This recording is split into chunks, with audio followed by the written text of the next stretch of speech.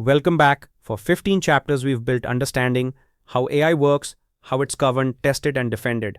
Now, the auditor finally picks up the pen. This chapter is about planning the audit itself. And here's a truth I've learned the hard way. A poorly planned AI audit fails before fieldwork begins, drowning in scope or missing the one system that mattered. Here's our focus map. First, knowing the terrain, building an AI system inventory, what to actually look for, then categorizing use cases by risk level and business impact, because you can't audit everything, and pretending you can is how you audit nothing well. Second, choosing where to dig, risk-based prioritization, defining audit boundaries, and picking the audit type, internal or external, pre-deployment, post-deployment, or continuous, and whether the lens is compliance, risk, or ethics. All the choices we previewed back in Chapter 4 now made concrete. Third, setting the destination, defining audit objectives, questions, and success criteria, because an audit without a clear question is just expensive wandering. And fourth, the human craft, stakeholder engagement, managing auditee expectations, and using AI-assisted tools in your own planning. Yes, auditors get to use AI too. Plan well, and the audit almost runs itself. Subscribe if you haven't, and let's plan properly.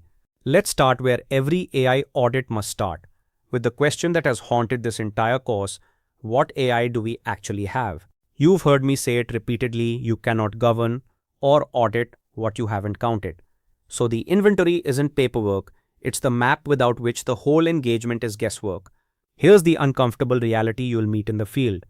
Ask an organization for its AI inventory, and you'll often get a confident list that's quietly incomplete. Why? Because AI hides. The flagship models everyone knows about are the easy part. The hard part is the sediment, the analyst spreadsheet running a predictive model, the marketing team's AI SaaS subscription, the generative feature that switched on inside an existing tool during a routine update. Remember Shadow AI from Chapter 15? I once started an audit with a list of 11 AI systems and finished discovery with over 40, and the ones missing from the list were, of course, exactly the ungoverned ones.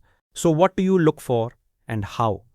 Cast multiple nets, the official sources, modeled registries from Chapter 11, project records, procurement data, the discovery sources, network telemetry showing traffic to AI services, expense mining for AI subscriptions, software inventories flagging activated AI features, and the human sources, honest conversations across business units, often the most productive. People will tell you about the clever tool they built if you're curious rather than punitive. And for each system found, capture what makes it auditable, its purpose and the decisions it drives, its risk tier, its owner, remember Chapter 6, its data, its life cycle stage, and whether it's built, bought, or embedded. Here's your planning insight. The inventory isn't just a prerequisite to the audit. In an immature organization, discovering the inventory's incompleteness is itself a headline finding. A blind organization can't manage what it can't see, and neither can you until you've looked properly. You've found the AI, now comes the discipline that makes the whole audit tractable, sorting it by risk, because not all AI deserves equal scrutiny, and treating a movie recommender like a lending model wastes the attention the lending model needed. This is Chapter 7's use case risk assessment, now wielded as a planning tool. Let me give you the two axes I always use because they're different questions and both matter. The first axis is risk to affected parties. How much could this system harm the people it touches?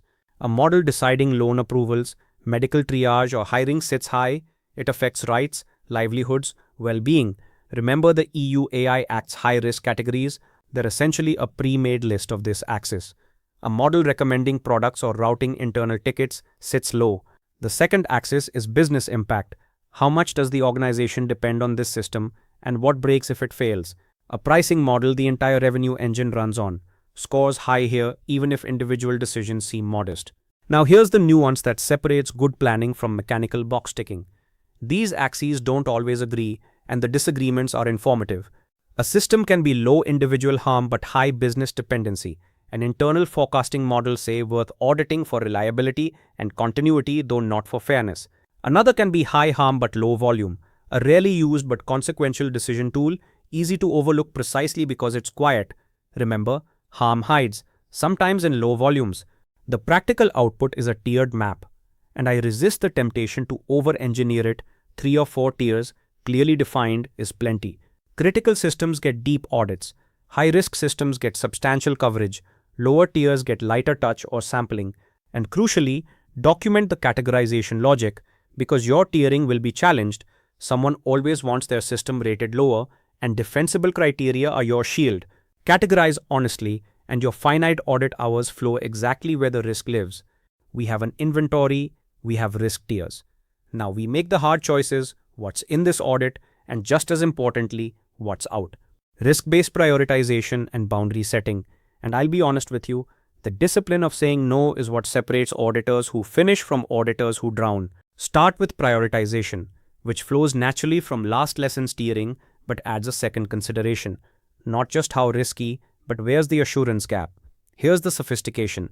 A critical system that was independently validated last quarter sits under strong governance and has clean monitoring, may be a lower audit priority than a medium risk system nobody has ever examined. You're not just chasing inherent risk, you're chasing risk times uncertainty, the places where the stakes are real and nobody actually knows the state of controls. I ask two questions of every candidate: how much could this hurt us, and how confident is anyone that it's under control? The system scoring high and unknown are your priorities. That's where an audit adds the most value. Now boundaries, and this is craft. Scope has several dimensions, and vagueness in any of them kills an audit slowly. System boundaries, which AI systems named explicitly. Lifecycle boundaries, are we auditing development, production, operation, or the whole span? Aspect boundaries, are we examining governance, fairness, security, performance, or all of it? Remember, the compliance versus risk versus ethics lens from Chapter 4 shapes this heavily.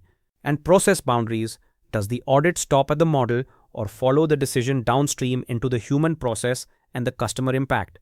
Because remember Chapter 2, the model is small and the plumbing is where risk lives. Here's my hard-won field advice. Define the boundaries in writing and define what's explicitly excluded, not just what's included. The excluded list prevents two disasters: scope creep, where a focused audit metastasizes into an everything review, and the assurance gap, where stakeholders assume you covered something you didn't. An audit that reviewed governance but not model performance must say so loudly, because a clean governance opinion silently read as the system is fine is how audit reports mislead. Draw the boundary, name what's outside it, and defend the line. And now let's choose the audit's fundamental shape, because the same subject demands very different approaches depending on three choices we previewed in Chapter 4. Who audits, when they audit, and how often. Get these right at planning time because they're expensive to change mid-engagement. The who first, internal versus external. Internal audit brings deep organizational knowledge, ongoing access, and relationships. You understand the business context, and you'll be back next year, which shapes both cooperation and candor. External audit brings independence and credibility.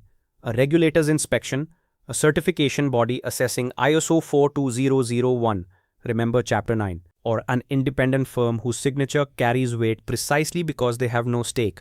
Neither is better, they answer different needs, and increasingly organizations use both in layers: internal audit providing continuous assurance, external validation providing periodic credibility.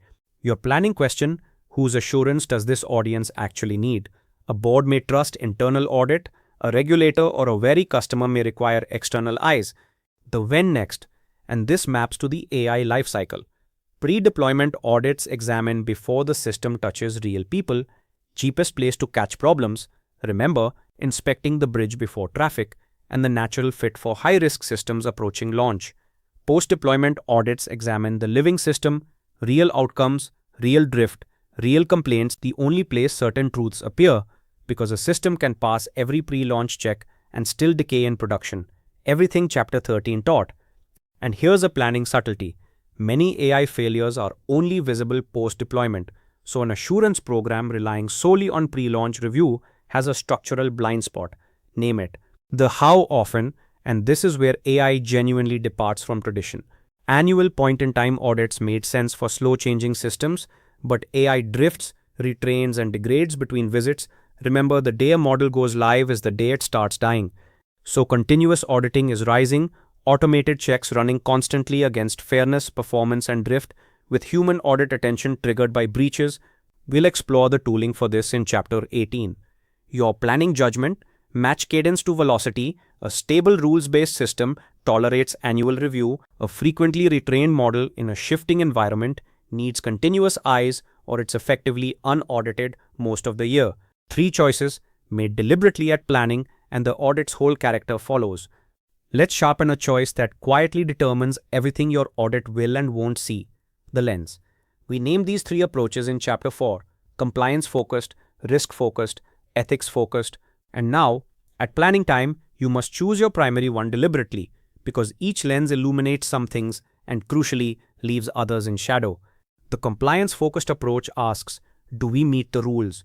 It measures the system against specific requirements: the EU AI Act's obligations, GDPR sector regulations, internal policies. Remember, Chapter 9's whole landscape becomes your checklist. Its strengths: defensible, concrete, and exactly what regulators and boards often demand. Its shadow, and this is vital: compliant is not the same as good. A system can tick every regulatory box and still be unfair, brittle, or quietly harmful, because law is a floor, not a ceiling. Remember, a hiring tool can be perfectly legal and still indefensible.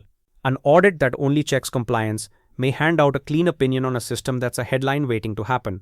The risk-focused approach asks, what could hurt us, and are controls adequate? It starts from harm, not rules, and evaluates whether the organization understands and manages its AI risks. Everything Chapter 7 built. Its strength: it catches dangers the rulebook hasn't imagined yet, and AI generates novel risks faster than law can codify them. Its shadow: without the anchor of specific requirements, risk-focused audits demand more judgment and can drift toward the auditor's personal sense of what matters. The ethics-focused approach asks, is this right, fair, and aligned with our values even where law is silent? It examines fairness, human dignity, societal impact, the outward gaze from Chapter 13, and the principles from Chapter 9. Its strength: it protects against the legal but wrong catastrophe. Its shadow: ethics can feel subjective to auditees, so it demands a specially rigorous evidence method to land as assurance rather than opinion. Here's my planning counsel. Most mature AI audits blend all three, but with a declared primary lens matched to the driver. A regulator's inquiry pulls compliance first. A board worried about surprises pulls risk first. A public-facing high-stakes system pulls ethics forward. And whichever you lead with, name the shadows. Tell your stakeholders explicitly what this lens won't cover, because the gap between what you examined and what they assumed you examined is where audit's own reputation gets hurt. We've chosen scope, shape, and lens. Now we define the destination, the objectives, questions, and success criteria that turn a vague mandate into a purposeful engagement. This lesson sounds procedural, and it's the difference between an audit that concludes something and an audit that merely happened. Start with the objective, the audit's reason for existing, stated in one honest sentence. And here's the test I apply. An objective should name what decision this audit informs. Remember Chapter 4? When a stakeholder says audit the AI, your first move is a question: to provide the board with assurance on whether the credit model's fairness controls are adequately designed and operating is an objective. Evaluate the AI is a wish. The sharper the objective, the more the rest of the audit designs itself. Then decompose the objective into audit questions, the specific things you must answer to satisfy it. For that fairness objective, questions cascade naturally. Has the organization chosen and documented a fairness definition? Remember Chapter 14's hard truth, that metrics conflict. Are fairness metrics measured across the right segments and intersections? Is the human oversight meaningful or theatrical? Do affected people have working contestability? Notice something lovely: well-formed audit questions are just this entire course pointed at one system. Each question becomes a thread of fieldwork. Now success criteria, the part teams skip and regret. Before you gather a single piece of evidence, define what good would look like for each question. What evidence would satisfy you and what would constitute a finding? Why beforehand? Because criteria invented after seeing the evidence bend toward whatever you found. The motivated reasoning trap we keep meeting. Deciding in advance that meaningful oversight requires, say, evidence reviewer authority, non-trivial override rates, and override quality tracking. Remember Chapter 13 means your conclusion rests on a standard, not a mood. Here's how it all connects into a plan you can actually execute. Objective at the top, questions beneath it, success criteria beneath each question, and evidence requirements beneath those. Read top to bottom, it's your fieldwork program. Read bottom to top, every piece of evidence traces to a question, traces to the objective, nothing gathered for its own sake, nothing important forgotten. That traceable spine is what makes an audit defensible when someone challenges it. And with AI, someone always will. Let's talk about the human reality that determines whether your beautifully planned audit actually works. The people. AI audits involve auditees who are often anxious, sometimes defensive, and frequently convinced you can't possibly understand their models. Stakeholder engagement isn't soft skills decoration, it's the difference between evidence freely given and evidence extracted painfully, and I've watched brilliant audit plans founder entirely on this. First, map your stakeholders, because AI audits have an unusually wide cast. The data science team who build the models and may fear you'll judge work they consider more art than process. Model owners and business leaders, remember Chapter 6, accountable and sometimes only now realizing what that means. Risk, compliance, legal, privacy, your natural allies with pieces of the picture. And leadership, who commission the audit and hold expectations you must manage. Each needs different engagement, and the data science relationship especially rewards genuine curiosity over gotcha energy. Remember my technique from Chapter 11. Asking how would you defend this to a regulator gets you further than accusation ever will. Now managing expectations, and here's where planning meets diplomacy. Set the frame early and explicitly what this audit covers, and remember last lessons, what it doesn't, so nobody feels ambushed and nobody assumes false comfort. Explain the approach in their language. Tell the data scientist you're evaluating process and evidence, not grading their intelligence. This single reframe diffuses enormous defensiveness. And be honest about what findings mean. A finding is an opportunity to strengthen the system, not a personal indictment. Remember, I coach teams to see it that way, and auditors who deliver it that way get cooperation instead of concealment. One AI-specific tension to plan for: the expertise gap in both directions. Auditees may claim you lack the technical depth to judge their work, and sometimes they're testing you. You're humble about the mathematics you don't build, confident about the assurance questions you do own. Remember Chapter 4, you don't need to build models, you need to ask disciplined questions about ownership, evidence, and control. When a data scientist retreats into jargon, the skilled response isn't pretending to follow, it's translating. So what you're saying is the model can't explain individual decisions. Help me understand how the business defends that. Curiosity plus clear boundaries. That's the engagement that opens doors. We close this planning chapter with a delightful turn: the auditor using AI. After 15 chapters auditing everyone else's AI, it's only fair we point the lens at ourselves, because AI-assisted tools are genuinely reshaping audit planning, and using them well with appropriate caution is now part of the craft. Where does AI actually help in planning? Several honest places. Inventory and discovery. AI can sift network logs, expense data, and system records to surface candidate AI systems faster than manual review, helping crack the incompleteness problem from our first lesson. Risk assessment support. AI can help analyze system characteristics against your risk criteria and flag likely high-tier candidates for human confirmation.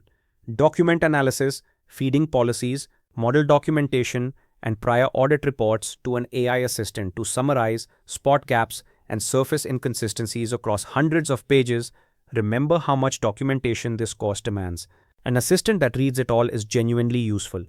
Regulatory horizon scanning, keeping current with the fast-moving landscape from Chapter 9, and test case generation, drafting scenarios and interview questions to refine.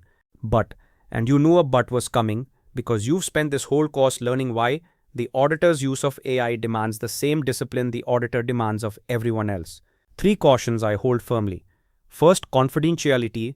Remember Chapter 5's engineers pasting chip designs into public tools. Do not feed sensitive audit evidence into ungoverned AI. Your prompt may become someone's training data, and an auditor leaking auditee secrets is a special kind of professional failure. Use approved, appropriately governed tools and practice what you audit. Second, hallucination. Remember Chapter 1, an AI assistant will confidently invent a regulation, a control, or a statistic, so AI output in planning is a draft to verify, never a conclusion to trust. The human auditor owns every judgment. And third, the independence and skepticism that no tool provides. AI can organize and suggest. It cannot exercise professional judgment. decide what matters, or bear accountability that remains stubbornly appropriately yours. Here's the balanced close, and it mirrors the advice you'll give every auditee. AI is a capable assistant that accelerates the mechanical and drafts the routine, freeing your attention for the judgment that is the actual work. Use it as a power tool, respect its failure modes, keep a human firmly in command, exactly what we've asked of every organization in this course. And with the plan complete, we're ready to gather evidence, which is precisely where Chapter 17 takes us. See you there.